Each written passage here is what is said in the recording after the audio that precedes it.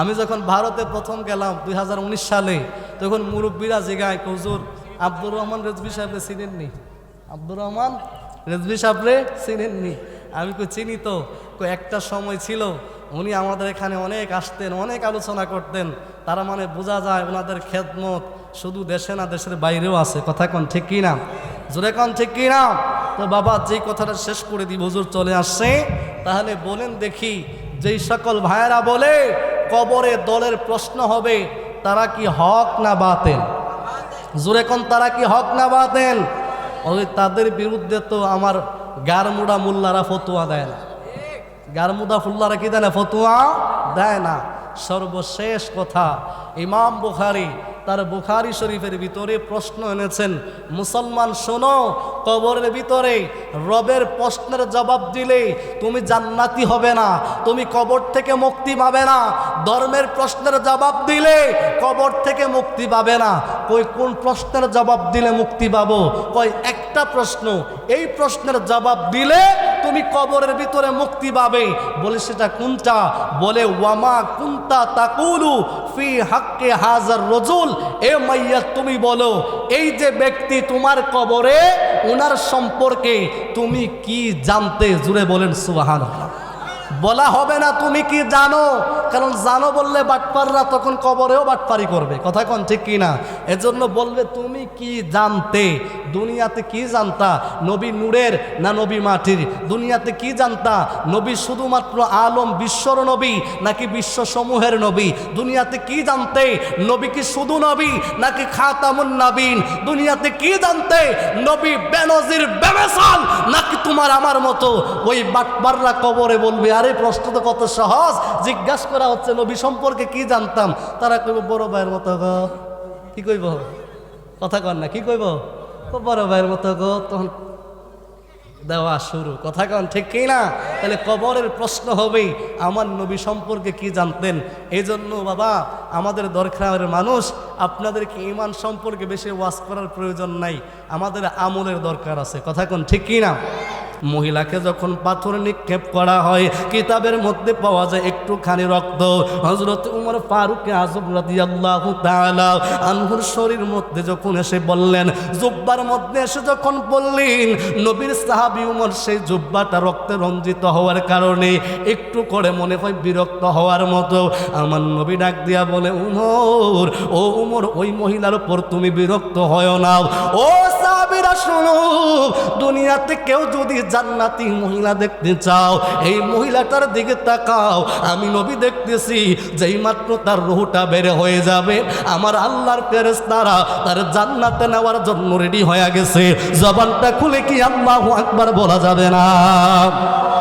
তার মানে বোঝা গেল, কেউ যখন অপরাধ করে তার অপরাধের স্বীকার করে নেই, কেউ যখন আমার আল্লাহর দরবারে ক্ষমা চায়, আমার আল্লাহ তারে ক্ষমা করে দেয়। এই জন্য দুনিয়ার শাস্তি তেমন কোনো কিছুই না, কারণ দুনিয়ার আগুনের চাইতে হাজার হাজার কোটি কোটি গুণ তাপের আগুন হলো জাহান্নাম। ওই জাহান্নামের আগুন আমরা সহ্য করতে পারবো না। এই জন্য দুনিয়ায় থাকতে দুনিয়ার ভুল ত্রুটির মার্জনা নিতে হবে, দুনিয়ায় থাকতে দুনিয়ার অপরাধের মার্জনা নেওয়া লাগবে। ও আমার বাবারা, শুধুমাত্র তাই না, ওই মহিলাটাই জান্নাতি এমন নাও। আমার নবী, আপনার নবী রাহমাতুল লিল আলামিন, নবীজির পেয়ারা নাতি ইমাম হাসান এবং ইমাম হুসাইন রাদিয়াল্লাহু তাআলা আনহুমা, ওনাদের দুইজনের ব্যাপারে আমার নবী বলেন, ইন্নাল হাসান ওয়াল হুসাইনা সাইয়্যিদা শাবাবি আহলিল জান্নাহ। আমার নবী কয়, আমার নাতি দুইজন ইমাম হাসান এবং ইমাম হুসাইন রাদিয়াল্লাহু তাআলা আনহুমা, ওনারা দুইজন জান্নাতের যুবকদের সরদার। তার মানে বোঝা যায় আমার নবী শুধু জান্নাতের কথাই বলে না, জান্নাতে যারা সরদার হবে তাদের কথাও আমার নবী জানে। জোরে কি আল্লাহু আকবার বলা যাবে না? শুধুমাত্র নবীজির নাতি দুইজন জান্নাতি এমন না, আমার নবীজির কলিজার টুকরা মেয়ে মা খাতুনে জান্নাত আলাইহিস সালাম, উনিও জান্নাতি। শুধুমাত্র তাই না, আমার নবীজির স্ত্রী আম্মা জান খাদিজাতুল কুবরা রাদিয়াল্লাহু তাআলা আনহা, উনিও জান্নাতি। আমার নবীজির সমস্ত স্ত্রীরা জান্নাতি, আমার নবীজির সমস্ত সন্তানেরা জান্নাতি। আমার নবী রাহমাতুল লিল আলামিন, শুধুমাত্র তারাই জান্নাতি এমন না রে। আমার নবী রাহমাতুল লিল রহমাতুল্লিল আলামিনের একজন দাসী যার নাম হলো উম্মে আইমান। ওই উম্মে আইমান আমার নবীজির প্রস্রাব মোবারক পান করার কারণে আমার নবী কয়, উম্মে আইমান রে, ও উম্মে আইমান শুনে যাও, শুনে যাও, আমি নূরের নবী তোমারে জানিয়ে দিচ্ছি, আমি মায়ার নবী তোমারে জানিয়ে দিচ্ছি রে উম্মে আইমান, আমি নূরের নবীর প্রস্রাব মুবারকটুকু পান করার কারণে তোমার পৃথিবীতে কোনোদিন পেটের রোগ হবে না, এমনকি তোমার এই বডিটারে আমার আল্লাহর জাহান্নাম জ্বালাইতে পারবে না।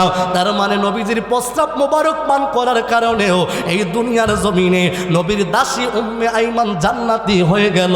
জোরে কি আল্লাহু আকবার বলা যাবে না? তারপরেও আমগো দেশে নবীর স্ত্রীদেরকে নিয়ে পর্যন্ত মন্তব্য করে, আছে না নাই? জোরে কোন আছে না নাই? কত বড় বিয়াদব হলেই কথা বলতে পারে যে নবীজির স্ত্রী পর্দা করতেন না, আম্মাজান খাদিজাতুল কুবরা জীবনে নামাজ পড়েন নাই, আরও কত নিকৃষ্ট শব্দ ব্যবহার করেছে, নাউযুবিল্লাহ মিন যালিক। তারপরেও আমি আফসোস করলাম, কেন জানেন? গতকালকে মাহফিল ছিল মনিয়ন, ওইখানে জানতে পারলাম ওই ব্যক্তির অনুসারী যারা, ওই যে কে, তার নাম হলো কি জানেন তো আপনারা? আমির হামজা। নাম কি? কিন্তু আমি তার এই আমির হামজা নামে ডাকতে চাই না, কেন জানেন? আমার নবীজির একজন চাচা ছিলেন যার নাম হলো হজরতে আমির হামজা রাদিয়াল্লাহু তাআলা, জিনার জন্য আমার নবী খুব কষ্ট পেয়েছেন। ওই আমির হামজার নামের সাথে তার নাম, এই জন্য আমি তার নামটা এইভাবে নিতে চাই না, সেজন্য আমি তাকে বলি জামাতের বিয়াদব। নাম কি? আজকের এই তৃতীয় বার্ষিক ইসালে সওয়াব মাহফিলের সম্মানিত সভাপতি, আমাদের গ্রামের কৃতি সন্তান প্রবীণ আলেম দ্বীন, উস্তাজুল উলামা ওয়াল আসাতাজা হযরত আল্লামা আলহাস হযরত কারি মুহাম্মদ আবু তাহের সাহেব মাদ্দাজিল্লাহুল আলী, প্রাক্তন খতিব, দরখার কেন্দ্র ঈদগাহ ময়দান। আজকের মাহফিলের সম্মানিত সহসভাপতি, এই গ্রামের সকলের সুপরিচিত এই বাড়ির একজন কর্ণধার জনাব শেখ মোহাম্মদ শাহ আলম সাহেব বারাকাল্লাহু তাআলা ফি হায়াতি দরখার। আজকের মাহফিলের প্রধান অতিথি অত্র গ্রামের কৃতি সন্তান মরহুম হারুনুর রশিদ চৌধুরী সাহেবের সুযোগ্য সন্তান, যিনি আমাদের ইউনিয়নের সাবেক চেয়ারম্যান ছিলেন, বিশিষ্ট ইসলামী চিন্তাবিদ, শিক্ষানুরাগী, সুন্নিয়তের জন্য নিবেদিত প্রাণ, তরিকতের উজ্জ্বল নক্ষত্র, লেখক ও গবেষক, আমার অত্যন্ত শ্রদ্ধাভাজন মহব্বতের চাচাজান সুফি মোহাম্মদ শফিউর রহমান নিপু চৌধুরী বারাকাল্লাহু তাআলা ফি হায়াতি ওয়া ইলমিহি, সভাপতি ও পরিচালক মোহাম্মদিয়া জামিয়া শরীফ কমপ্লেক্স, দরখার, আখাউড়া, ব্রাহ্মণবাড়িয়া। আজকের মাহফিলের সম্মানিত আখিরি মুনাজাত যিনি পরিচালনা করবেন, আমাদের সকলের সুপরিচিত উস্তাজুল হুফাজ, বিশিষ্ট ইসলামী চিন্তাবিদ, হাফিজ কারি মাওলানা মুহাম্মদ আল আমিন মাদ্দাজিল্লাহুল আলী সাহেব খতিব, হজরত আয়েশা সিদ্দিকা সুন্নতি জামে মসজিদ দরখার। কিছুক্ষণের মধ্যে যিনি মঞ্চে তাশরিফ আনবেন, আজকের মাহফিলের প্রধান আকর্ষণ, আমাদের সকলের সুপরিচিত সুললিত কণ্ঠের অধিকারী হজরত মাওলানা আব্দুর রহমান রেজবি মাদ্দাজিল্লাহুল আলী সাহেব, খলিফা রেজবিয়া দরবার শরীফ এবং পীর সাহেব রেজবিয়া দরবার শরীফ, ফলাপাড়া, আখাউড়া, ব্রাহ্মণবাড়িয়া। এতক্ষণ পর্যন্ত গুরুত্বপূর্ণ আলোচনা করেছেন আমাদের সকলের সুপরিচিত অত্র এলাকায় যার অত্যন্ত সুখ্যাতি সুপরিচিত রয়েছে, বিশিষ্ট ইসলামী চিন্তাবিদ, বাতিলের আতঙ্ক, হজরত মাওলানা হাফেজ কারি মুহাম্মদ মুবারক হুসাইন হানাফি সাহেব, সমন্বয়ক আহলে সুন্নাত ওয়াল জামাত, আখাউড়া উপজেলা খতিব, দরখার বাসস্ট্যান্ড, জামে মসজিদ। আজকের মাহফিলে আরও যারা ওয়াজ ফরমাইয়াছেন, হাফেজ কারি মাওলানা সোহাইল আহমদ সাহেব, শিক্ষা সচিব, মোহাম্মদিয়া জামিয়া শরীফ কমপ্লেক্স দরখার, হজরত মাওলানা নাসার উদ্দিন মুজাহিদি সাহেব, রানীখার খায়রিয়া দরবার শরীফ। মাহফিল পরিচালনায় হাফিজ মাসুক গাজী দরখার, সার্বিক ব্যবস্থাপনায় আমার ভাইজান জনাব মোহাম্মদ শেখ মাইনুদ্দিন সহ দিগার উলামাই কেরাম, মুরব্বিয়ান এজাম উপস্থিত রয়েছেন। হজরত মাওলানা মুফতি হাফিজ সাইফুল ইসলাম সাহেব, হজরত মাওলানা হাফিজ জাবের আল মাহমুদ সাহেব সহ আমার গ্রামের মুরব্বী বাবারা, আমার সামনে বসা তোয়ালিবুল আলম মাদ্রাসার শিক্ষার্থী বন্ধুরাম, স্কুল কলেজ ইউনিভার্সিটির শিক্ষার্থী বাবার ভাইরাম, পর্দানিসীন আমার মা ও বোনেরা, সবার প্রতি আমি আবারও সালাম পেশ করছি। আসসালামু আলাইকুম ওয়া রাহমাতুল্লাহি ওয়া বারাকাতুহু ওয়া মাগফিরাহ। বাজান, আজকের মাহফিলে আমরা খুশি না বেজার? মোহব্বতের আওয়াজে কোন খুশি না বেজার? শুধু কি আমরাই খুশি না কবরবাসী যারা তারাও খুশি? শুধু আমরা খুশি না, এই এলাকার যত কবরস্থান আছে, আপনার আমার আত্মীয় স্বজন যারা আছে, যারা জান্নাতের বাগানে ঢুকলেন, প্রত্যেকটা মানুষের মুর্দেগান কবরবাসী তারাও খুশি। আলহামদুলিল্লাহ বলে। আজকের মাহফিল শুধুমাত্র একজন এবং তার অনুসারীরা বেজার। একজন এবং তার অনুসারী যারা তারা বেজার। তার নাম হলো শয়তান। নাম কি? বড়টার নাম হলো ইবলিস। বড়টার নাম কি?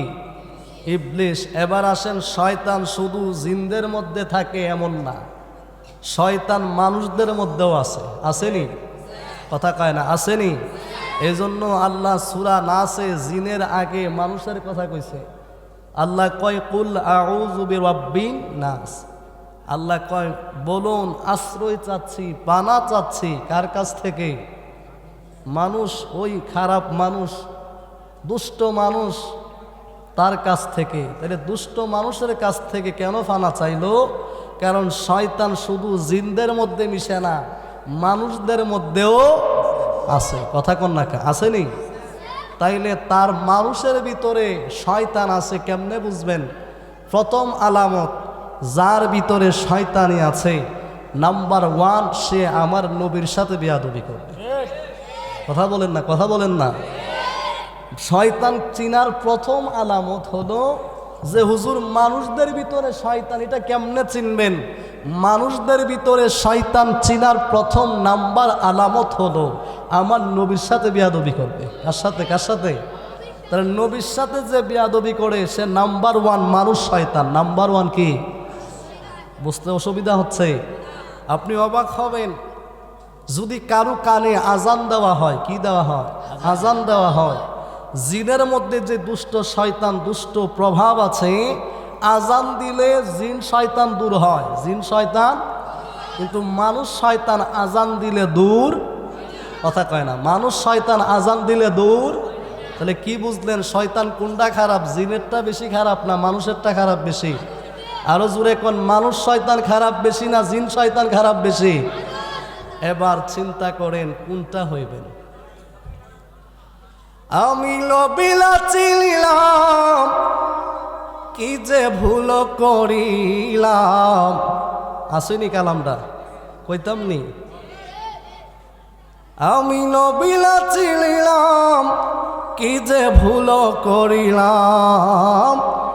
ঝস মে ঢালিলাম গি, মানুষ হইয়া ববেতে আসিয়া মানুষের করিলাম কি? কথা কোন ঠিক কিনা? এই জন্য আমার ভাইয়েরা, আমার আব্বুজিরা আমার, আজকের এই মাহফিলে কোনো মানুষ বেজার হতে পারে না।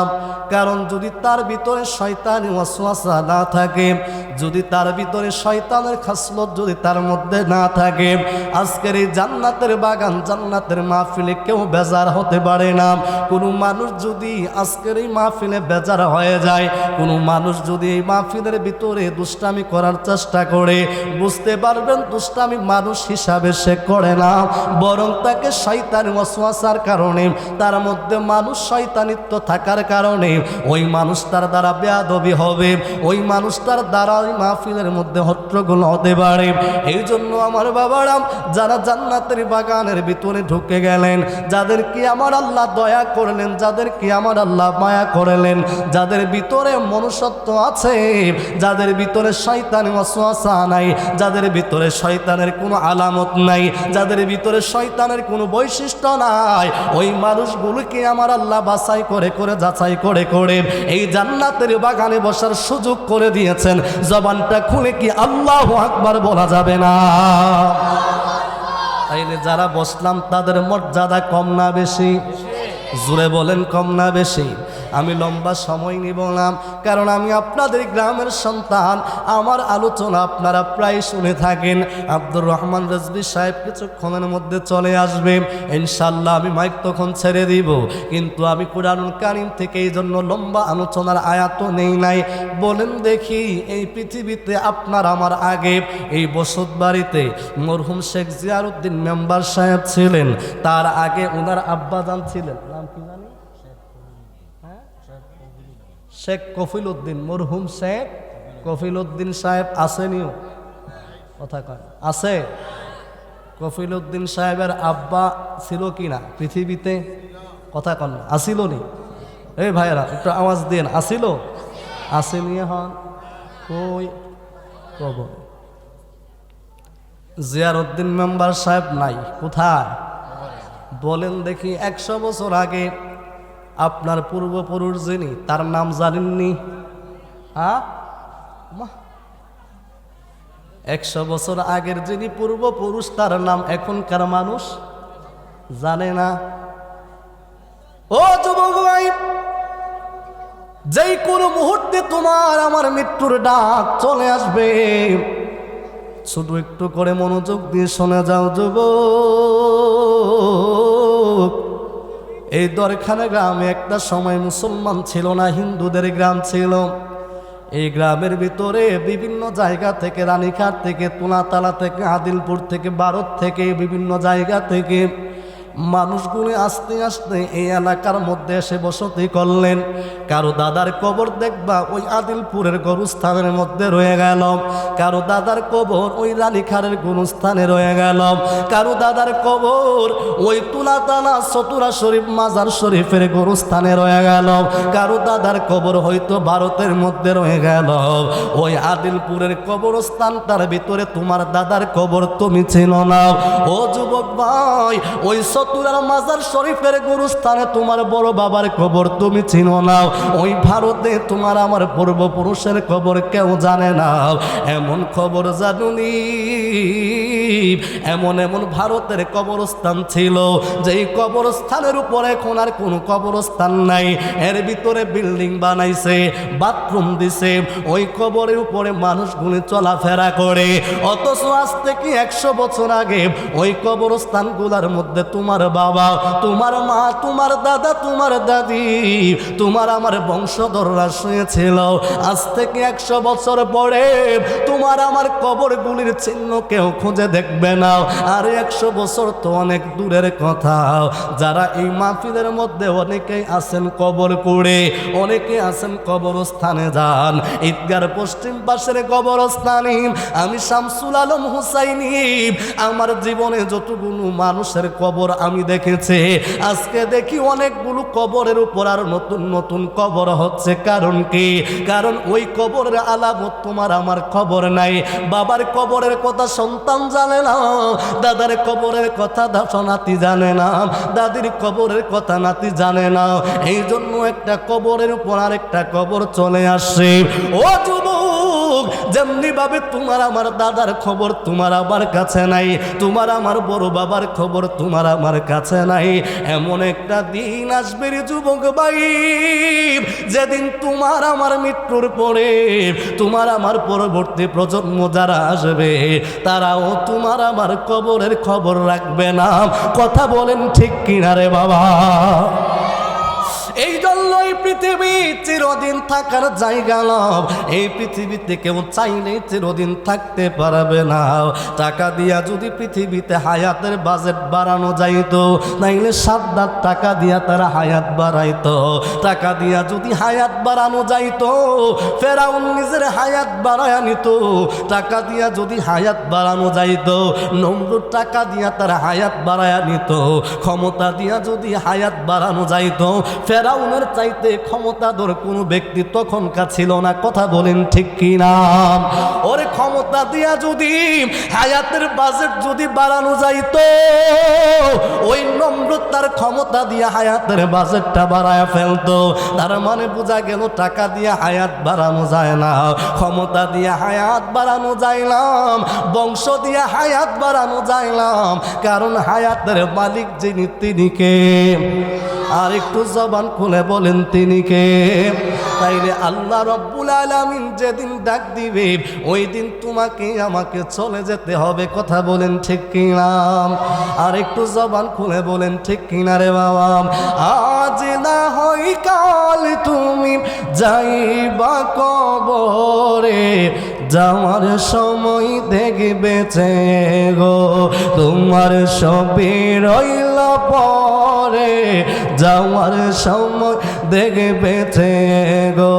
বলো আজ না হয় কাল তুমি যাইবা কবরে, যাওয়ার সময় দেখবেছে গো তোমার সবই রইল পরে, যাওয়ার সময়। গড় করলা বাড়ি করলা সবই রইবে পরে, যাওয়ার সময় দেখবেছে গো তোমার সবই রইল পরে, যাওয়ার সময় দেখবেছে গো। এজন্য বাবা আমার আপনার সাথে টাকা পয়সা যাবে না, আমার আপনার সাথে ধন সম্পদ বাড়ি গাড়ি কিছুই যাবে না, আমার আপনার সাথে দুইটা জিনিস যাবে। কি দুইটা জিনিস? শুনে যান।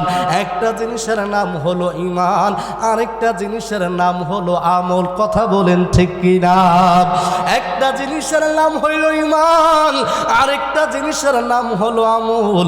তোমার আমার সাথে ঈমান যাবে। তোমার আমার ঈমানটা কেমন ছিল? অনেকে বলে নবী নাকি আমাদের মতন মাটির মানুষ। কয়নিও? আরো আস্তে কয়। নবী কি আমাদের মতো? জোরে কন। আমার নবী কি নূরের নবী না মাটির নবী? আরো জোরে বলতে হবে, নবী নূরের না মাটির? এটা কি আমাদের মোল্লাদের বানানো কথা নাকি? হ্যাঁ, আমার আল্লাহ রব্বুল আলামিন কুরআনুল কারীমের মধ্যে জানিয়ে দেয়। আমার আল্লাহ কয়, ও দয়ার নবী মায়ার নবী গো আমার, আমি আল্লাহ জানি পৃথিবীর জমিনে কতগুলো মানুষ শয়তান বের হবে, পৃথিবীর জমিনে কতগুলো দুষ্ট মানুষ বের হবে, যে মানুষগুলো আপনি নূরের নবীর শান ও আজমত কমানোর জন্য চেষ্টা করবে। ইয়া রাসূলুল্লাহ নবীজি, ও মায়ার নবী নূরের নবী গো আমার, এই জন্য আমি আল্লাহ রব্বুল আলামিন কুরআনুল কারীমের মধ্যে জানিয়ে দেই। আমার আল্লাহ রব্বুল আলামিন বলেন, কাদ জাআকুম মিনাল্লাহি নূরুন ওয়া কিতাবুম মুবিন। জবান খুলে কি সুবহানাল্লাহ বলা যাবে না? আল্লাহ কয় কাদ জাআকুম মিনাল্লাহি নূরুন ওয়া কিতাবুম মুবিন। আল্লাহ কয়, ও দয়ার নবী মায়ার নবী গো আমার, আমি আল্লাহ রব্বুল আলামিন আপনাকে প্রেরণ করেছি। কি প্রেরণ করেছে? কাদ জাআকুম মিনাল্লাহি নূরুন ওয়া কিতাবুম মুবিন। তোমাদের কাছে আল্লাহর পক্ষ থেকে নূর এবং কিতাব এসেছেন। এই নূরের ব্যাখ্যার মধ্যে তাফসীরের গ্রন্থের মধ্যে পাওয়া যায়, এই নূর দ্বারা আমার আপনার নবী রাহমাতুল লিল আলামিনকে বোঝানো হয়েছে। সুবহানাল্লাহ বলেন। আমার নবী নূরের নবী মাটির নবী না বাবা, আমার নবী নূরের নবী মাটির নবী না। ওই নবীকে নিজের মতো মনে করো না। বলো, ওই নবীকে নিজের মতো মনে করো না। না না, নবী মাটির নবী না। বলো না না না, নবী আমার মতো না। কথা বলেন ঠিক কিনা? আমি তুমি দোষে গোলাপ, নবীর তো দোষ নাই। যিনি হইলেন আল্লাহর বন্ধু, তাহার গোনা নাই। কথা বলেন ঠিক কিনা? আমার নবী হলেন আল্লাহর বন্ধু। কেমন বন্ধু? খলিল হযরতে ইব্রাহিম নবীও আল্লাহর বন্ধু, মুসা নবীও আল্লাহর বন্ধু। কিন্তু আমার আপনার নবী কেমন নবী? আল্লাহর নবী মুসা আলাইহিস সালামকে আমার আল্লাহ কই কালিমুল্লাহ। আমার আপনার আমাদের আপনাদের জাতির পিতা, মুসলিম জাতির পিতা হযরত ইব্রাহিম আলাইহিস সালাম, যাকে আমার আল্লাহ খলিলুল্লাহ উপাধি দিলেন। খলিলুল্লাহ আল্লাহর সন্তুষ্টি চাই, কালিমুল্লাহ আল্লাহর সন্তুষ্টি চাই, সফিউল্লাহ আল্লাহর সন্তুষ্টি চাই, আমার নবীও আল্লাহর সন্তুষ্টি চাই। কিন্তু বাবা, সবাই আল্লাহর সন্তুষ্টি চাই, নবীও চায়, কিন্তু আমার আল্লাহ আমার নূরের নবীর সন্তুষ্টি চাই। জবানটা খুলে কি সুবহানাল্লাহ বলা যাবে না? তাইলে আমাদের আকীদা, এবার আসেন ইমানদার কারাম। ইমান কি জিনিস? যদি কেউ ইমান দাবি করে তাইলে আমার নবীকে নূরের নবী মানতে হবে, ঠিক কি না? কান আরো জোরে কোন, ঠিক কি না? দ্বিতীয় নম্বরে, আজকে যেই ভাইয়েরা আমার নবীকে নূরের নবী মানে না, যেই ভাইয়েরা আমার নবীকে খাতামুন নবীনের ব্যাপারে মানে, কিন্তু আমার নবীর রাহমাতুল লিল আলামিন মানে না। বলবেন কেমনে মানে না? কারণ তারা বলে বিশ্ব নবী। কি নবী? এখন বলেন আমার নবী কি বিশ্ব নবী? জোরে কান। আমার নবী হলেন বিশ্ব সমূহের নবী। বিশ্ব, কথা কন না, বিশ্ব। বলবেন কেন? কারণ আলম শব্দের অর্থ হলো বিশ্ব। আলম শব্দের অর্থ কি? বিশ্ব। আলমের বহু বচন হলেন আলামিন। আলমের বহু বচন কি? তাইলে এক বচনে যদি বিশ্ব হয়, বহু বচনে কি বিশ্ব হবে না বিশ্ব সমূহ হবে? জোরে কন না, বিশ্ব নাকি বিশ্ব সমূহ? তাইলে যারা আমার নবীকে বিশ্ব নবী মালিক, এই মানুষগুলো নিঃসন্দেহে আমার নবীর খাতামুন নবীন, যেমন ভাবে আমার নবীর একটা লকব, এটা না মানার কারণে কাদিয়ানীরা যেই ফতোয়ায় কাফের, কাদিয়ানীরা যেই সূত্রে কাফের। যারা আমার আপনার নূরের নবী রাহমাতুল লিল আলামিনকে বিশ্ব সমূহের নবী মানে না, যারা আমার আপনার নূরের নবীকে শুধু বিশ্ব নবী মানে, ওই কাদিয়ানীরা যেমন আমার নবীকে খাতামুন নবীন না মানার কারণে কাফের। যারা আমার নবীরে শুধু বিশ্ব নবী মানে, আলামিন হিসাবে মানে না, আলমের নবী হিসাবে মানে না, আলামিনের নবী হিসাবে যারা মানে না, তারাও সেই সূত্রে কাফের। কথা কোন, ঠিক কিনা? তাইলে আমার নবী শুধু বিশ্ব নবী না, আমার নবী হলেন বিশ্ব সমূহের নবী, ঠিক নিও। তাইলে ইমানদার শুধু নবীর নবী মানলেই হবে না, আমার নবীর নূর মানতে হবে, আমার নবীর ইলমে গায়েব মানতে হবে, আমার নবীর হাজত নাজর মানতে হবে, আমার নবীর খাতামুন নবীন মানতে হবে, আপনার নবীকে রাহমাতুল লিল আলামিন মানতে হবে। কথা বলেন ঠিক কিনা? এবার আসেন, ইমানের পরিচয় গেল। দ্বিতীয় নাম্বার কি বললাম? কবরে কি যাবে? ভুলে গেছেন মনে হয়। কি যাবে? আমলটা কয় ধরনের? দুই ধরনের। কয় ধরনের? আমল মানে হইল কাজ। আমল মানে কি? কথা কয় না। আমল মানে কি? কাজের মধ্যে ভালো কাজ আছে নিও, খারাপ কাজ আসেনি। তাইলে আমলটাও দুই ধরনের। আরবিতে বলা হয় আমালে সালেহ, নেক আমল। আমালে সালেহ, নেক আমল।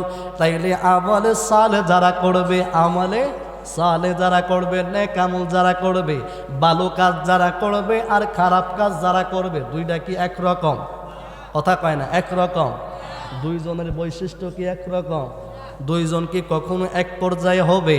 তাইলে এবার চিন্তা করেন, নেক আমলটাও কবরে যাবে, বদ আমলও, কথা কয় না, যাইতো না মনে হয় কেউ? যাইবনি, যাইবনি। নেক আমলও কবরে যাবে, বদ আমলও কবরে। আপনার আমার শরীরে ময়লা লাগছে, মৃত্যুর পরে গোসল দিবনি? কথা কন না, দিবনি? ময়লা থাকবনি? হ্যাঁ উমা, ধোয়াইবো না সাবান দিয়ে, তো ময়লা কেমনে থাকবো শরীরে? থাকবো নাকি? সাবান দিয়া ধোয়াইলে কি ময়লা থাকে? আরে বেটা, যারা গোসল করাইছে তারা দেখছে মানুষটারে কত স্পষ্টভাবে, কত সুন্দরভাবে মানুষটারে গোসল দেওয়া হয়, তারে সাবান দিয়া কত চমৎকারভাবে পরিষ্কার করা হয়। কথা বলেন ঠিক না? তাইলে আপনার আমার শরীরের ময়লা কবরে যাবে না, কিন্তু খারাপ আমল, আমলের মধ্যে, কালবের মধ্যে যেই ময়লা, এটা কবরে যাইব। এটা কই যাইব? কথা কন না, এটা কই যাইব? ও আমার দরকারের বাবারা, ও যুবক ভাইয়েরা, একটু মনোযোগ দিয়ে কথা শোনো। বেশি মজার প্রয়োজন হয় না, একটু করে যদি বোঝা যায় তাইলে কবরের জিন্দেগিটা কেমন হবে অনুভব করা যাবে। বন্ধুরে আমার, ও আমার যুবক ভাইয়েরা, তোমার আমার শরীরের ময়লা পৃথিবীর মধ্যেই থাকবে, কবরে যাবে না।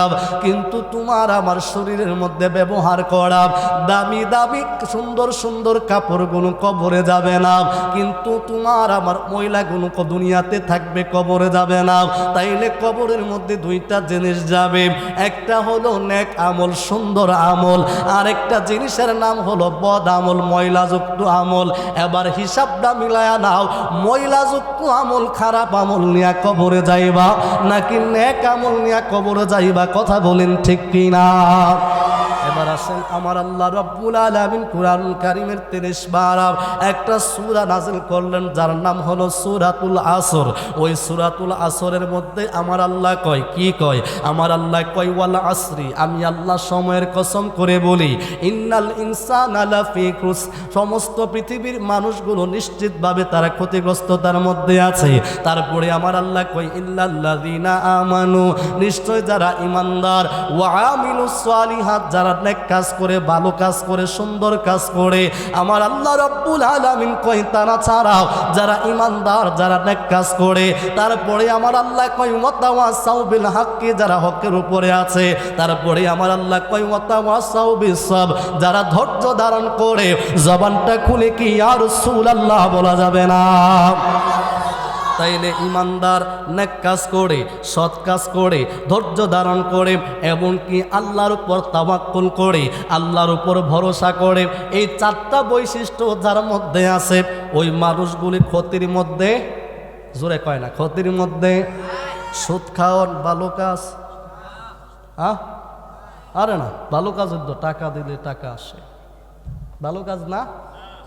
আসতে আইতাছে আওয়াজ, কেউ কেউ হুজুর ভালোই তো, কষ্ট ছাড়া ব্যবসা, কষ্ট ছাড়া লস নাই, এটা লাভ প্রজেক্ট, লস কোনো প্রজেক্ট না। কথা কোন ঠিক নেই? আপনি জানেন না, সুদের মতো লস প্রজেক্ট আর কোনো কিছু। আপনার কাছে মনে হচ্ছে লাভ, কিন্তু সুদ এমন একটা প্রজেক্ট, এটার মতো লস আর কোনো কিছু নাই। আপনি দেখেন না, একটু যাচাই করেন, পাবেন। আজ থেকে 50 বছর আগে যারা সুদ খাইতো, দেখবেন একটা সময় পড়ে তারাও সুদের ঋণে জর্জরিত হয়ে গেছে। আছে না নাই? প্রমাণ আসেনি? কথা কয় না, আসেনি? আমি কি ভুল বলতেছি মনে হয়? তাইলে সুদ ভালো কাজ না, এটা সবাই জানেনি। কথা কন না, জানেনি? সুদ যে হারাম জানেনি, খায়নি মানুষ। কথা কয় না, খায়নিও। আচ্ছা, আপনার বাড়ির যদি আমারে দাওয়াত দেন, দাওয়াত দিয়া নিয়া যদি এবার যেই জিনিসটা আল্লাহ মুসলমানদের জন্য হারাম করে দিলেন, আরবিতে যাকে বলা হয় খিনজির, চিনেননি? চিনেননিও? বাংলাতে যারে কয় শুকর, এটা যদি সুন্দর করে বোনা করে আইনা দেন, খুব দাওয়াত দিয়া নিছি, একদম ফ্রাই করে আইনা বোনা করে দিছি, খাইবেন নিও? কথা কনা, খাইবেন মনে হয় আপনারা? হ্যাঁ, আচ্ছা, এটা বাদ দিলাম। এটা নাইলে আমরা ধর্ম যেত হারাম খাইতেন না, বাদ। এখানে যদি এই মুহূর্তে 2 লক্ষ টাকার একটা গরু মরে গেছে, কি করছে? খুব মোটা মরে গেছে আর কি, কোনো কারণে স্ট্রোক করে, হয় না কুরবানির সময়? হয় না? ও হয়। ওই গোস্তটা যদি ওই মুহূর্তে মরা গরুর গোস্তটা যদি আপনার সিনার মাংস রাইনা বুনা কইরা রাইন্দা দিছে, হাইবেননি? কেন? মরা গরু, কারণ কি? হালাল না হারাম? হ্যাঁ, ওমা এত টেস্টি, এত মজা, সিনার গোস্ত খাইতেন না? আচ্ছা ঠিক আছে, গরু বাদ, খাসি যদি একদম তাজা, খুব তাজা আর কি, খাসির গোস্তটা ভুনা কইরা দিল, কি কম? মরা গেছিল আর কি, মরা হাসি, এটার থেকে জব কইরা, মানে মরা গেছে গা জব করার আগে বুনা কইরা না দিছে, পুরা আস্তা খাসি, সিরা সিরা খাইবি, কত মজা। খাইবেন? ওমা এটাও না? কিরে বাবা, কয়দিন আগে দেখলাম ঢাকাতে একজন ব্যক্তি উট বাংলাদেশে আইনা কি করব, উট জবাই করে বেচবো। আমরা বাঙালি কেমন, উটের মাংস পর্যন্ত অতিরিক্ত মূল্য দিয়া টিকিট লইয়া উটের মাংস খাওয়ার জন্য সিরিয়াল ধরছে। আছে না নাই? মানুষ নাকি ভাত খাইতে ভাত পায় না, অথচ উটের মাংস খাওয়ার জন্য 4000-5000 টাকা কেজি উটের মাংস খাওয়ার জন্য গেছে। তার মানে বোঝা গেল আমার দেশে উটের মাংসটা খুব দামি, ঠিক কি না? এখন মরা উটের গোস্ত দিমু আর কি, খাইবেন? কেন? হারাম। কেন? আচ্ছা, এটা আপনারা খাবেন না, যারা সুদ খায় তারা দিলে মনে তারা খাইব। হ্যাঁ ওমা কথা কয়, তারাও খাইতো না। কেন খাবেন না? কারণ বলবেন হুজুর এটা হারাম। এটা কি শুধু হারাম কইব এমন না, খাবে তো নাই, বরং যদি আত্মীয় হয় কইব তোর ভাই তারাইতাম না। কিতা কইব, ওই বড়া তুই আমার সুদ খাওয়াইতে, মানে মরা গরুর গুস্ত হাওয়াইতে আনছ, হাঁসের গুস্ত হাওয়াইবি মরা, তোর ভাই তার খাইতাম না। কথা কোন ঠিক কিনা? আর যদি কোনো কারণে যদি মেয়ের শ্বশুর বাড়িতে যদি ফুতের বাফেরে মানে জামাইয়ের বাফেরে যদি নিয়ে দেওন যা, তো শেষ। জামাই কইব তোর বাপে আমার বাপেরে নিয়া মরা হাঁসের গুস্ত হাওয়াই তো দাওয়াত দিছে, আজগার টিকা তোর লোকে হিডা। কথা কোন ঠিক কিনা? আমার বাবারা, ভাইরা, বন্ধুরা, আপনারা মনে হয় রাগ করতেছেন, শুধু বোঝানোর জন্য বলছি। যেমনি ভাবে মরা প্রাণীর গোশত কেউ খেতে চায় না, যদিও সেটা সুস্বাদু হয়, দামি হয়, যদিও তার মাংসের টাকা অনেক টাকা মূল্যের হয়, তারপরেও মানুষ মৃত প্রাণীর গোশত কেউ খেতে চায় না। একটা রাস্তার ফকির খেতে চায় না, একটা ভিক্ষুক পর্যন্ত খেতে চায় না। কিন্তু আজকে দেখা যায় ওইটা যেমনি ভাবে হারাম, মৃত প্রাণীর গোশত জরুরতের কারণে খেয়ে জীবন রক্ষা করা যায়। মৃত প্রাণীর গোশত কথাটা বুঝা যায়, মৃত প্রাণীর গোশত শরীয়তের মাসালায় জরুরত, ইন্দা জরুরত। কেউ যদি মৃত্যুর মুখে চলে যায়, কোনো খাবার নাই, ওই মুহূর্তে ওই মানুষটার জীবন বাঁচানোর জন্য কিতাবের মধ্যে পাওয়া যায় মৃত প্রাণীর গোশত যতটুকু রান্না করে খেলে তার জীবন বাঁচবে ততটুকু খাওয়া জায়েজ আছে। কিন্তু কোনো মানুষ যদি মৃত্যু হয়ে যায়, কিন্তু 1 দিরহাম পরিমাণ সুদ খাওয়া জায়েজ নাই, 1 দিরহাম পরিমাণ 1 টাকা সুদ খাওয়া জায়েজ নাই। মানুষ মৃত গোশত তার যেমনি ভাবে ঘৃণা করে, কিন্তু সুদ তার তেমন করে ঘৃণা করবে দূরের কথা, তার চাইতে আরো বেশি মহব্বত করে। কথা বলেন ঠিক কিনা? আজকে সমাজে সুদের ওয়াজ নাই, ঠিক নাও? কেন নাই? সুদের ওয়াজ করলে হুজুরের দাওয়াত থাকে না। কথা কোন ঠিক নেই? বাজান, আপনি রাগ করছেন আমার সাথে, কিন্তু আপনি কি জানেন কেন বলছি কথাগুলো? যদি আপনার মধ্যে আল্লাহ সুবুদ্ধি উদয় করে দেয়, হতে পারে এই কথার দ্বারা আপনার হেদায়েত হয়ে যাবে। আর যদি আপনার হেদায়েত হয়ে যায়, কবরের জিন্দেগিটা আপনার জন্য বড় উত্তম জিন্দেগি হবে। কথা বলেন ঠিক কিনা? সুদের টাকা দিয়ে বাড়ি করলেন, গাড়ি করলেন, ঘর জমি সব কিছু করলেন, বলেন দেখি আপনার আমার মৃত্যুর পরে এই বাড়ি, এই গাড়ি, এই ধন সম্পদ কোনো উপকারে আসবে? কথা বলেন না আসবে? আমরা প্রায় সময় মিলাদের মধ্যে একটা কালাম বলি, পরের বাড়ি রং সাজাইয়া নিজের বাড়ি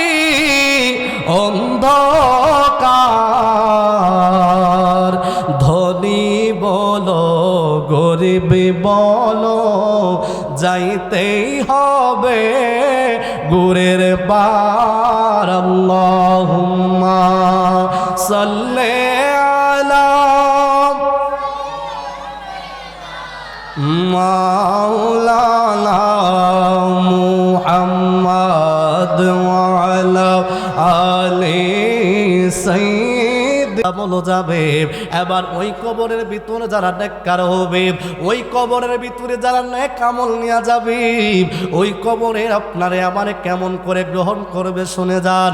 শুধুমাত্র সুদরাই খারাপ এমন না, আমগো সমাজে রাতের অন্ধকারে বিচার ব্যবস্থায় ঘুষের বাণিজ্য চলে। হয়তো আমরা গ্রামে নাও থাকতে পারে, আসেনি আসেনি ঘুষের বাণিজ্য আসেনিও, টাকা খায়া বিচার উলট ফালট করে। কিন্তু বাজান এই গোশ যারা খাবে তাদেরকেও এটাও হারাম। মরা প্রাণীর গোশত যেমন খাওয়া হারাম, ওই গোশ খাওয়া সেটাও হারাম, মানুষদেরকে ঠকানো সেটাও হারাম। বো বাবা, আমরা সবাই জানি হারাম, কিন্তু তারপর আমরা ছাড়তে পারি না। কেন জানেননি?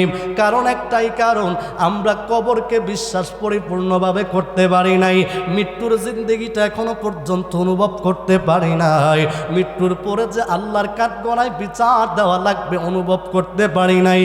খুলাফায়ে রাশিদিনের যিনি দ্বিতীয় খলিফা, যিনি হচ্ছেন আমার নবী রহমাতুল লিল আলামিনের দুইজন মেয়ের জামাতা, যাকে বলা হয় জিন্নুরাইন, এবং যিনি আশারায়ে মুবাশশারা পৃথিবীর জমিনে 10 জন সাহাবীকে আমার নবী জান্নাতি বলে ঘোষণা দান করলেন।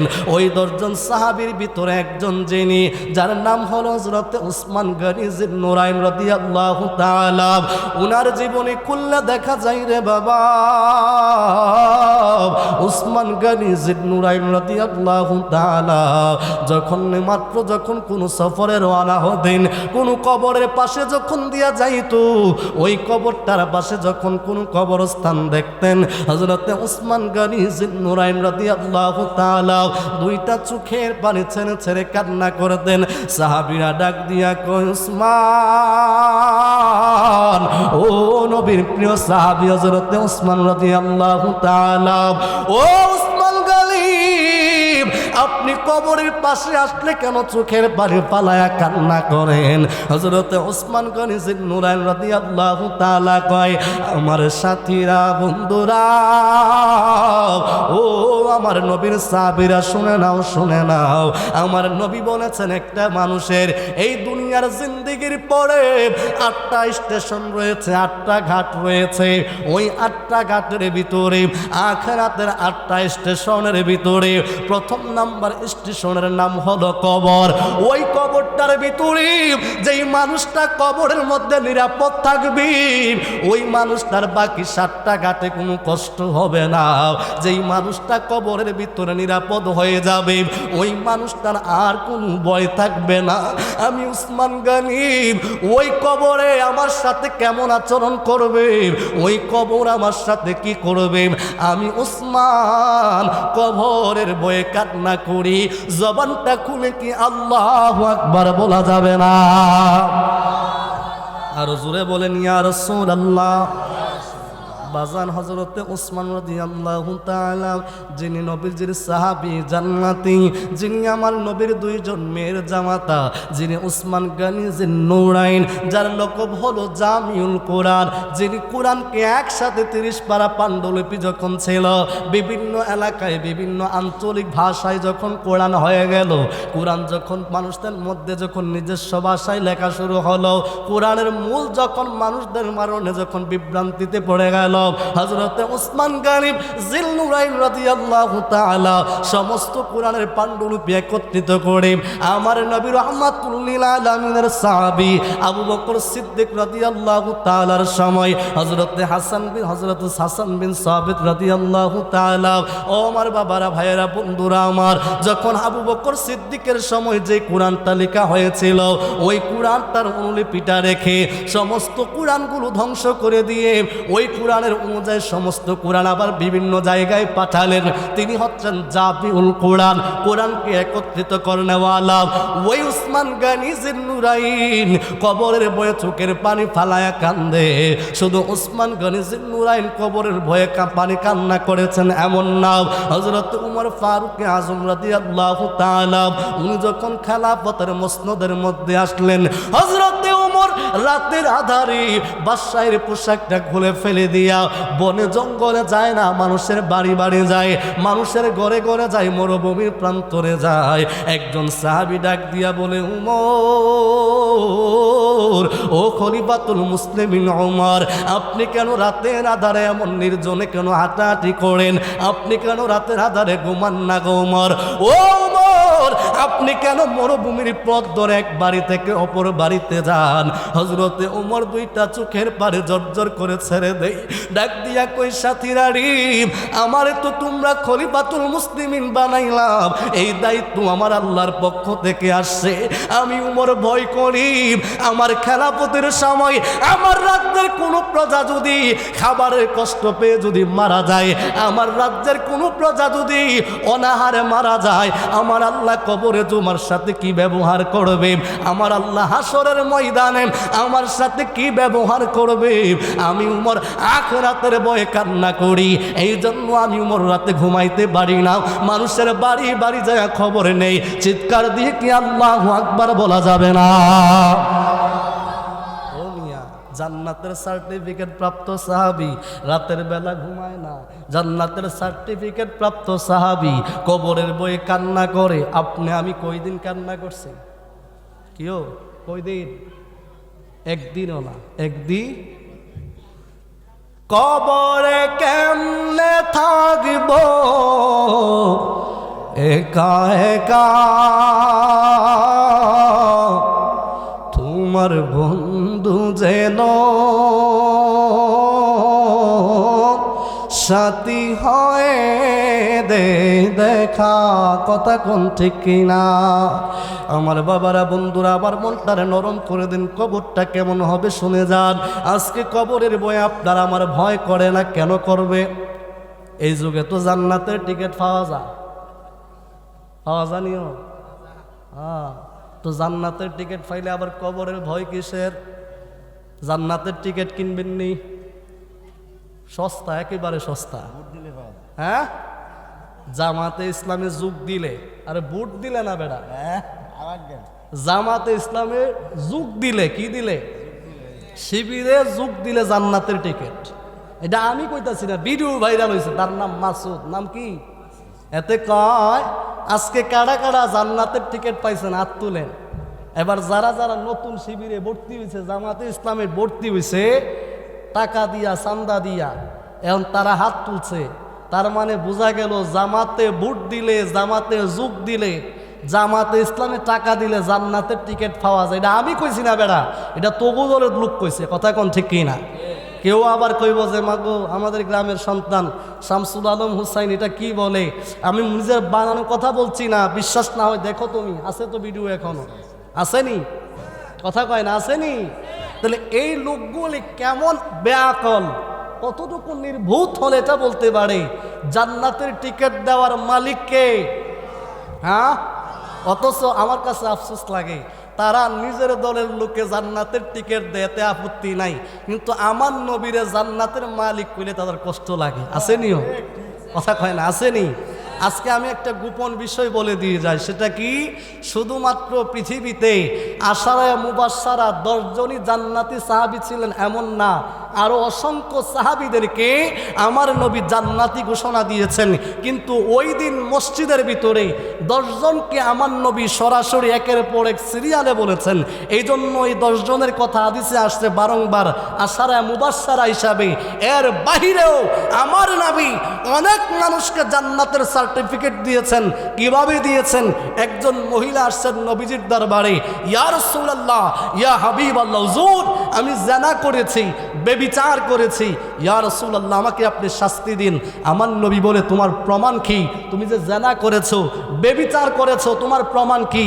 বলে আমার পেটের সন্তান। এই জিনার, এই বেবিচারের পাপের ফসল হলো আমার এই পেটের সন্তান। আমি হলফ করে সাক্ষী দিচ্ছি, ওয়াল্লাহে তাল্লাহে বিল্লাহে, আল্লাহর কসম করে বলি আমি জিনা করেছি। ইয়া রাসূলুল্লাহ আমার শাস্তি আপনি দুনিয়াতে দিয়ে দেন, কবরের মধ্যে আমি সেই শাস্তি কি করতে পারবো না, সহ্য করতে পারবো? আমার নবী বলে তুমি জানো জিনার শাস্তি কি? মহিলা বলে ইয়া রাসূলুল্লাহ আমি জানি। কই কি জানো? বলে আমি জানি আমাকে আপনি জমিনের মধ্যে পুঁতে পাথর মারা হবে, নিক্ষিপ্ত করা হবে, যতক্ষণ না পর্যন্ত আমার জান চলে যায়, যতক্ষণ না পর্যন্ত আমি মারা না যাই, ততক্ষণ পর্যন্ত আমাকে কি মারা হবে? পাথর মারা হবে। আমার নবী বলেন তাহলে তুমি কি সেটা নিশ্চিত জেনে বলছো? বলে ইয়া রাসূলুল্লাহ এই পৃথিবীর জমিনের পাথরের আঘাত আমার শরীরটাকে হয়তো কষ্ট দিবে, আমার দেহটাকে কষ্ট দিবে, আঘাত দিবে, আমার দেহের মধ্য থেকে রক্ত ঝরবে।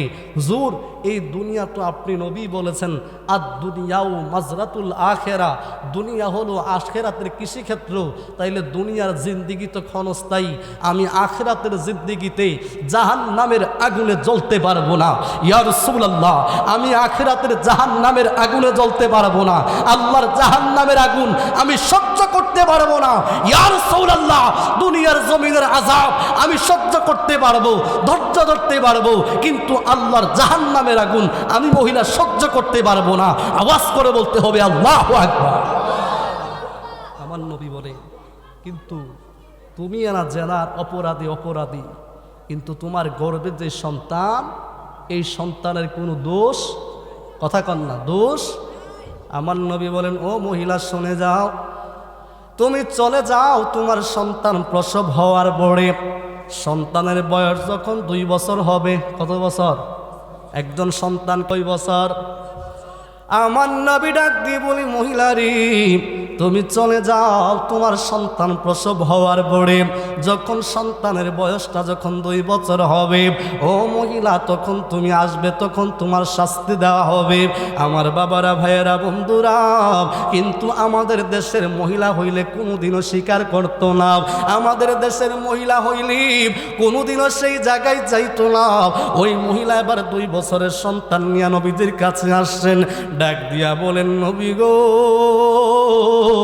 ও মায়ার নবী, নূরের নবী গো আমার, আপনি বলেছিলেন আমার সন্তানের বয়স যখন 2 বছর হবে তখন যেন আমি আপনার কাছে আসি গো ইয়া রাসূলুল্লাহ। হুজুর, আপনি আমার জানার শাস্তি দেন। এবার আমার নবী শাস্তির ব্যবস্থা করলেন। মহিলাকে যখন পাথর নিক্ষেপ করা হয়, কিতাবের মধ্যে পাওয়া যায় একটুখানি রক্ত। হযরত উমর ফারুক আযম রাদিয়াল্লাহু তাআলা আনহুর শরীর মধ্যে যখন এসে বললেন, জুব্বার মধ্যে এসে যখন বললেন, নবীর সাহাবী উমর সেই জুব্বাটা রক্তে রঞ্জিত হওয়ার কারণে একটু করে মনে হয় বিরক্ত হওয়ার মতো। আমার নবী ডাক দিয়া বলে, উমর, ও উমর, ওই মহিলার উপর তুমি বিরক্ত হয় না। ও সাহাবীরা শোনো, দুনিয়াতে কেউ যদি জান্নাতি মহিলা দেখতে চাও, এই মহিলাটার দিকে তাকাও। আমি নবী দেখতেছি যেই মাত্র তার রূহটা বের হয়ে যাবে, আমার আল্লাহর ফেরেশতারা তার জান্নাতে নেওয়ার জন্য রেডি হয়ে গেছে। জবানটা খুলে কি আল্লাহু আকবার বলা যাবে না? তার মানে বোঝা গেল, কেউ যখন অপরাধ করে তার অপরাধের স্বীকার করে নেই, কেউ যখন আমার আল্লাহর দরবারে ক্ষমা চায়, আমার আল্লাহ তারে ক্ষমা করে দেয়। এই জন্য দুনিয়ার শাস্তি তেমন কোনো কিছুই না, কারণ দুনিয়ার আগুনের চাইতে হাজার হাজার কোটি কোটি গুণ তাপের আগুন হলো জাহান্নাম।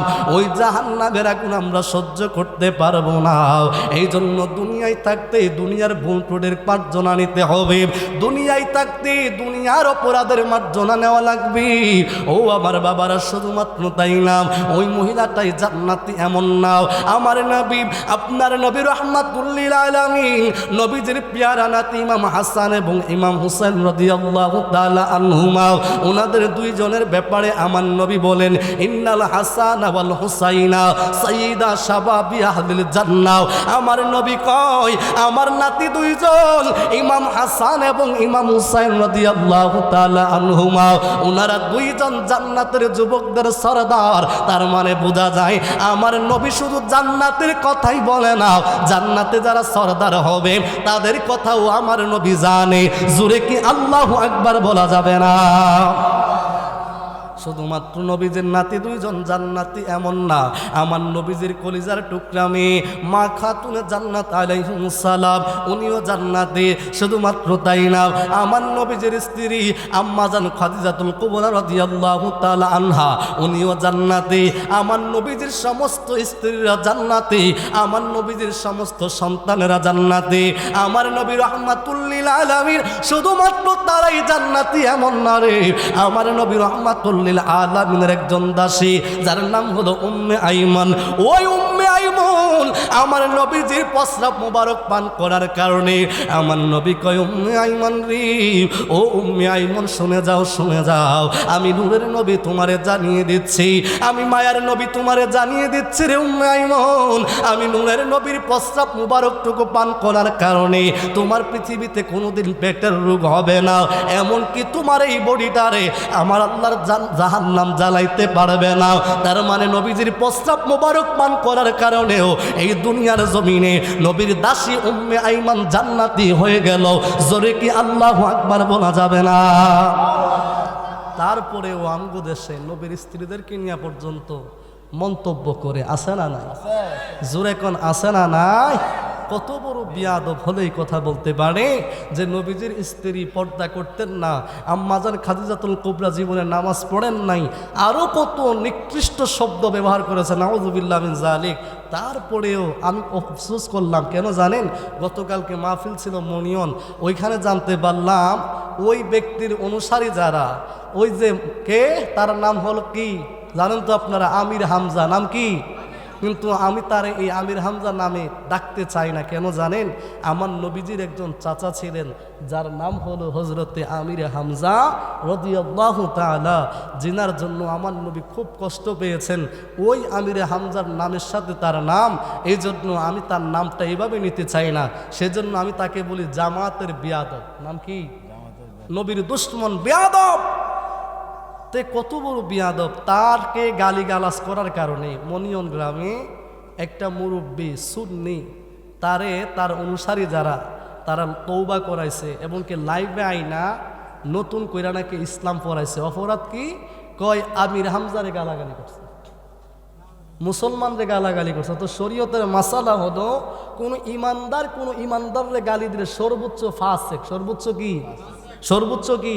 ফাসেক। ইমানদারকে গালি দেওয়ার কারণে ইমান যায় না, ইমান যায় না। কিন্তু নবীর সাথে বিয়াদবি করলে, নবীর সাথে কুফরি করলে ইমান চলে যায়।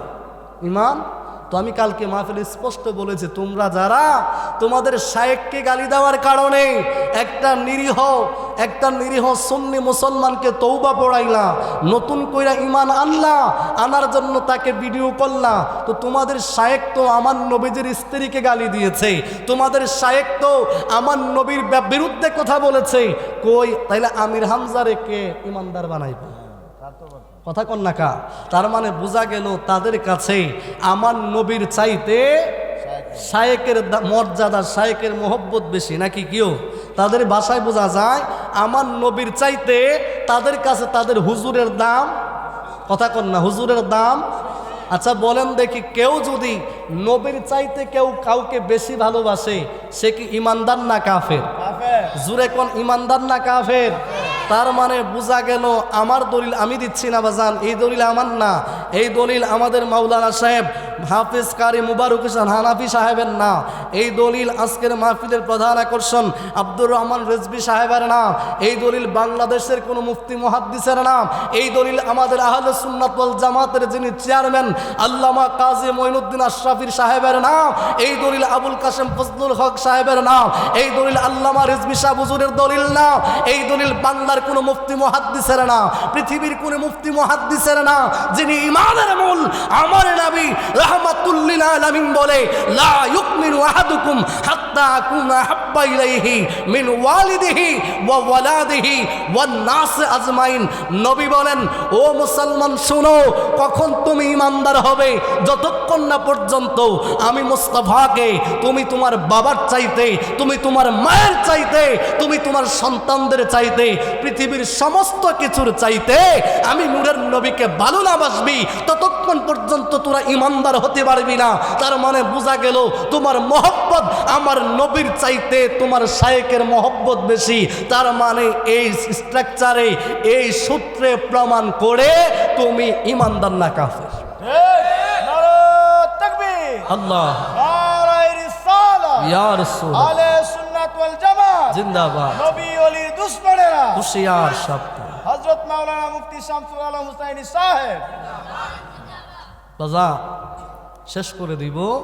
তাহলে এই ধরনের মানুষদের অনুসারীও কি সর্বশেষ? আমি কি বলছিলাম, কবরে কয়টা জিনিস যাবে? জোরে কোন, কয়টা? দুইটা। এক নম্বরে কি? ঈমান। দুই নম্বরে কি? আমল। এবার আসেন, দুইটা জিনিস নিয়ে তো কবরে গেলেন, যাওয়ার পরে প্রশ্ন হবে কয়টা? জোরে কোন? তিনটা। প্রথম প্রশ্ন কি? মান রাব্বুকা, তোমার রব। কিন্তু জামাতে ইসলাম যারা করে তাদের কবরের প্রশ্ন হবে মান রাব্বুকার উত্তর নাকি আসবে তুমি কোন দল কর্তা। আমি কই না তো, হেরা কইছে। তা আমি কি বললে আমার অপরাধ হবে? তোমরা বলছো, তো আমি বললে কি দোষ হবে? কথা বলেন না। তারা বলে তাদের কবরের প্রশ্ন নাকি জিজ্ঞাসা করা হবে তুমি কোন দলের লোক, তুমি কোন দলের লোক। আচ্ছা বলেন, কবরের প্রশ্ন কি কোন দলের হবে? তাহলে তাদের ভাষায় বোঝা গেল যারা বিএনপি করে তাদের প্রশ্নের জবাব ভুল। তো আমরা যারা রাজনীতি করি না, আওয়ামী লীগও না, বিএনপিও না, জামাতে ইসলামও না, কোনোটাই না, তাহলে আমরা কি উপায় হইব? কি হোক তাদের ভাষায় যারা জামাতে ইসলাম করে মান রাব্বুকা ওয়া মা দীনুকা, উত্তর নাকি তুমি কোন দলের লোক। তুমি কোন দলের লোক? আচ্ছা, কত বড় মানে পাগল হলে এই ধরনের কথা বলতে পারে, ঠিক কিনা বলেন? পাগল না হলে কি এই কথা কেউ বলতে পারে? বলেন দেখি, কবরের প্রশ্ন কি হবে? মান রাব্বুকা, রবের প্রশ্ন, তোমার রব কে? আমার রব্বু যে বাবা যে আমার রব যে আল্লাহ কেমনে বলবেন? 5 ওয়াক্ত নামাজ তো আপনি পড়েন না, আপনার রব আল্লাহ কেমনে উত্তর দিবেন? ঠিক কি না? মসজিদের সাথে আপনার সম্পর্ক নাই, রবের প্রশ্নের জবাব আপনি কেমনে দিবেন? যদি আপনি রবের প্রশ্ন দিতে চান তাইলে রবের সাথে আপনার সম্পর্ক থাকতে হবে। আমার সাথে যদি মুবারক হোসেন হানাফির পরিচয় থাকে, তার সাথে দেখা হলে কথা বলবো, তার প্রতি যদি আমার মহব্বত থাকে, দূরে গেলেও তার সাথে কথা বলবো, ঠিক কিনা কন? তাইলে আপনার সাথে যে রবের সম্পর্ক, আপনি যে আল্লাহর বান্দা, আপনি যে আল্লাহর গোলাম, এটার পরিচয় দেওয়ার জন্য আমার আল্লাহর সাথে আপনাকে কথা বলতে হবে, আমার আল্লাহর সাথে আপনাকে দেখা সাক্ষাৎ করতে হবে।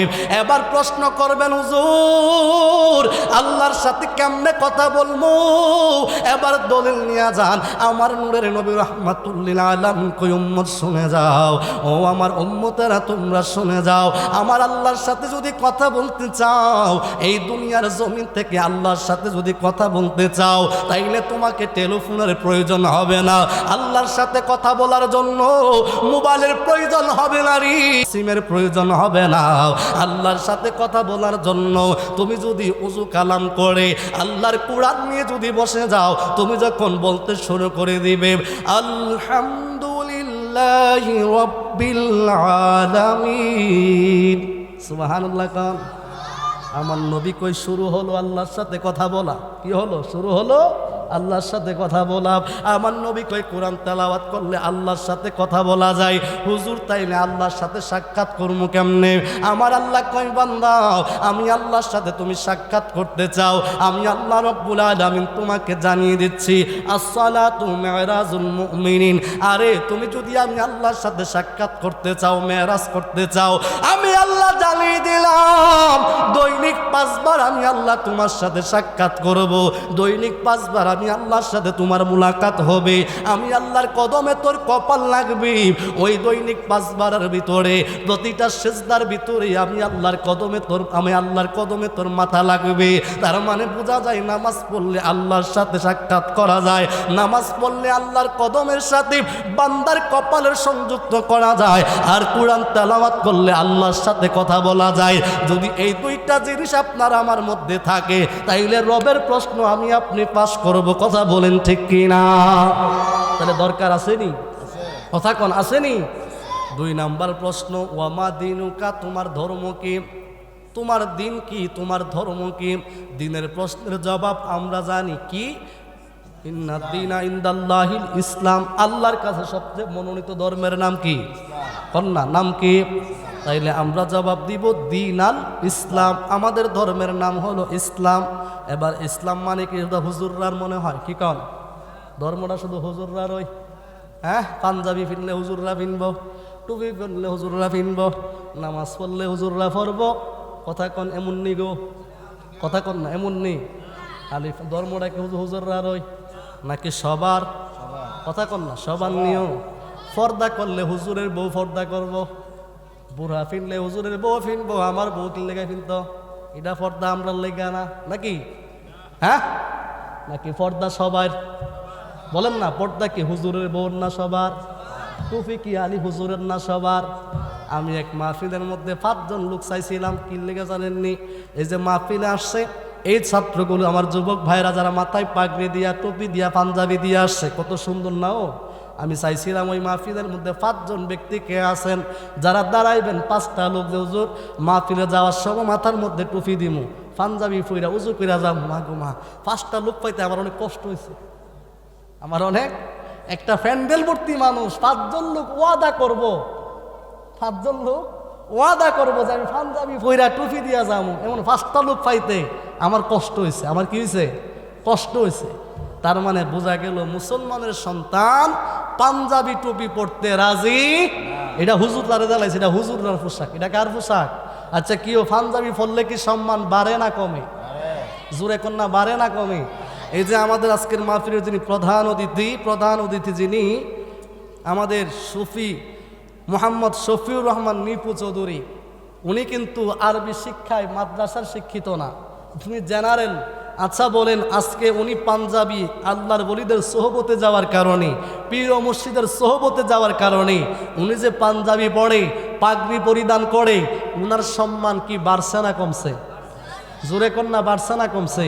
আমি শুনছি ওনাদের ভাইদের মধ্যে আরও যিনারা আছেন, আমাদের হাসানুর রহমান চৌধুরী সাহেব, ডাক্তার সাহেব উনি আসেন, এবং আমাদের টিপু চৌধুরী সাহেব ওনারা আসছেন। তো ওনাদের ফ্যামিলি কোনো জায়গায় প্রোগ্রামে যদি যেতে চায়, স্বাভাবিকভাবে প্রাইভেট কারের প্রথম যে ড্রাইভারের সাথে যে সিট, ওই সিটে কিন্তু তাদের মধ্যে যাকে মনে করে যে না উনি আমাদের চাইতে সম্মানিত, তাকে কিন্তু ওই সিটে দেওয়া হয়, ঠিক না? আমি ভুল বলছি মনে হয়, কি কন? ড্রাইভারের পাশের সিটটা কিন্তু যিনি একটু সবার মধ্যে একটু আলাদা, ওনাকে সামনে দেওয়া হয়। যেমন মসজিদে ইমামতির ক্ষেত্রে সবার মধ্যে যিনি যোগ্য তাকে ইমাম বানানো হয়, ঠিক কিনা? কথা কোন ঠিক কিনা? তাহলে আমি যতটুকু শুনলাম যে ওনাদের ভাইয়েরা যদিও আলহামদুলিল্লাহ এক একজন সবাই সম্মানিত, কিন্তু তারপরেও উনি সবার ছোট ভাই হওয়ার পরেও ওনার এই পোশাক, ওনার এই আখলাক কতটুকু মর্যাদা দেয়, ওনার বড় ভাইয়েরা পর্যন্ত ওনাকে সম্মান করে সামনে বসায় দেয়। আলহামদুলিল্লাহ বলবেন না? এটা কিসের বদলতে? আমার নবীর সুন্নতের। কথা বলেন ঠিক কিনা? জোরে বলেন ঠিক কিনা? তাহলে সুন্নতের দাম আছে না নাই? জোরে কোন আছে না নাই? নারে তাকবীর, নারে রিসালাত। প্রধান আকর্ষণের আগমন, প্রধান আকর্ষণের আগমন, হযরত মাওলানা আব্দুর রহমান রেজভী সাহেবের আগমন। সকলে বলি মারহাবা, আরো জবান খুলে বলি মারহাবা।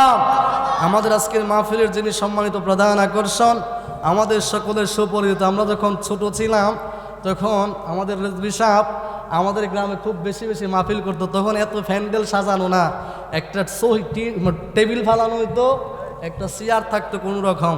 তো মানুষ তখনও ওনাদের কণ্ঠে অনেক আলোচনা শ্রবণ করেছেন, আলহামদুলিল্লাহ বলেন। আমি যখন ভারতে প্রথম গেলাম 2019 সালে, তখন মুরব্বীরা জিগায়, হুজুর আব্দুর রহমান রেজভী সাহেবরে চিনেননি? আব্দুর রহমান রেজভী সাহেবরে চিনেননি? আমি কই চিনি তো। একটা সময় ছিল উনি আমাদের এখানে অনেক আসতেন, অনেক আলোচনা করতেন। তারা মানে বোঝা যায় ওনাদের খেদমত শুধু দেশে না, দেশের বাইরেও আছে। কথা কন ঠিক কিনা? জোরে কন ঠিক কিনা? তো বাবা যেই কথাটা শেষ করে দিই, হুজুর চলে আসছে, তাহলে বলেন দেখি, যেই সকল ভাইয়েরা বলে কবরে দলের প্রশ্ন হবে, তারা কি হক না বাতিল? জোরে কন, তারা কি হক না বাতিল? ওই তাদের বিরুদ্ধে তো আমার গারমুড়া মোল্লারা ফতোয়া দেয় না, গারমুদা ফুল্লারা কি দেয় না? ফতোয়া দেয় না। সর্বশেষ কথা, ইমাম বুখারী তার বুখারী শরীফের ভিতরে প্রশ্ন এনেছেন, মুসলমান শোনো, কবরের ভিতরে রবের প্রশ্নের জবাব দিলে তুমি জান্নাতি হবে না, তুমি কবর থেকে মুক্তি পাবে না। ধর্মের প্রশ্নের জবাব দিলে কবর থেকে মুক্তি পাবে না। কই কোন প্রশ্নের জবাব দিলে মুক্তি পাবো? কয় একটা প্রশ্ন, এই প্রশ্নের জবাব দিলে তুমি কবরের ভিতরে মুক্তি পাবে। বলে সেটা কোনটা? বলে ওয়ামা কুনতা তাকুলু ফি হাক্কে হাজার রজুল। এ মাইয়া তুমি বলো, এই যে ব্যক্তি তোমার কবরে, ওনার সম্পর্কে তুমি কি জানতে? জুড়ে বলেন সুবহানাল্লাহ। বলা হবে না তুমি কি জানো, কারণ জানো বললে বাটপাররা তখন কবরেও বাটপারি করবে। কথা কোন ঠিক কিনা? এজন্য বলবে তুমি কি জানতে? দুনিয়াতে কি জানতা? নবী নূরের না নবী মাটির? দুনিয়াতে কি জানতা? নবী শুধুমাত্র আলম বিশ্বর নবী নাকি বিশ্বসমূহের নবী? দুনিয়াতে কি জানতে? নবী কি শুধু নবী নাকি খাতামুন নবীন? দুনিয়াতে কি জানতে? নবী বেনজির বেমেসাল নাকি তোমার আমার মতো? ওই বাটপাররা কবরে বলবে, আরে প্রশ্ন তো কত সহজ, জিজ্ঞাসা করা হচ্ছে নবী সম্পর্কে কি জানতাম? তারা কইব বড় ভাইয়ের মতো গো। কি কইব? কথা কন না, কি কইব? বড় ভাইয়ের মতো গো। তখন দেওয়া শুরু। কথা কন ঠিক কি না? তাহলে কবরের প্রশ্ন হবে আমার নবী সম্পর্কে কি জানতেন? এই জন্য বাবা আমাদের দরকারের মানুষ, আপনাদেরকে ঈমান সম্পর্কে বেশি ওয়াজ করার প্রয়োজন নাই, আমাদের আমলের দরকার আছে। কথা কন ঠিক কি না? জোরে বলেন ঠিক কি না? আকীদার ওয়াজ আমাদের আলহামদুলিল্লাহ যথেষ্ট হয়েছে। এই ঈদগার মাহফিলে আল্লামা রিজভী সাহেব হুজুর অনেক আকীদার ওয়াজ করেছেন। এই এলাকায় আবেদ সাল মাদানী রহমাতুল্লাহি আলাইহি আকীদার ওয়াজ করেছেন। এই এলাকার মধ্যে আমিনুল ইসলাম জালালী সাহেব আকীদার ওয়াজ করেছেন। আবুল বাশার পেশোয়ারি আকীদার ওয়াজ করেছেন। এই এলাকার মধ্যে আইয়ুব আলী আজমি রহমাতুল্লাহি আলাইহি আকীদার ওয়াজ করেছেন। এই এলাকায় আব্দুল করিম সিরাজনগরী সাহেব আকীদার ওয়াজ করেছেন। বর্তমানে উলামায়ে কেরাম যারা রয়েছেন, আল্লামা এম এ জলিল রহমাতুল্লাহি আলাইহি আকীদার ওয়াজ করেছেন। আল্লামা আমাদের যিনি আকাবিররা যারা ছিলেন, উবাইদুল হক নঈমী রহমাতুল্লাহি আলাইহি আকীদার ওয়াজ করেছেন। আল্লামা জালালউদ্দিন আল কাদরি এই এলাকায় আকীদার ওয়াজ করেছেন। আল্লামা আব্দুল বারিক জিহাদি রহমাতুল্লাহি আলাইহি এই এলাকায় আকীদার ওয়াজ করেছেন। সুতরাং মুসলমান আকীদার ব্যাপারে খুব সাবধান। তবে কিছু কিছু নতুন আমদানি হচ্ছে, জামাতের প্রোডাক্টের মতো কিছু কিছু আহলে খবিশ আবিষ্কার হচ্ছে, তাদের ব্যাপারে সজাগ থাকতে হবে। ঠিক কিনা বলেন? আর জোরে কোন ঠিক কিনা? টাকার কাছে ইমান বিক্রি করে দিবেন না। শিয়া মতাদর্শ, খারেজি মতাদর্শ এবং সালাফি মতাদর্শ থেকে নিজের ইমান ও আমলকে হেফাজত করতে হবে। আল্লাহ সমস্ত প্রকার ৭২ ফেরকা বদ আকীদা থেকে আমাদেরকে হেফাজত করুক, আমিন বলেন। আরো জোরে বলেন আমিন।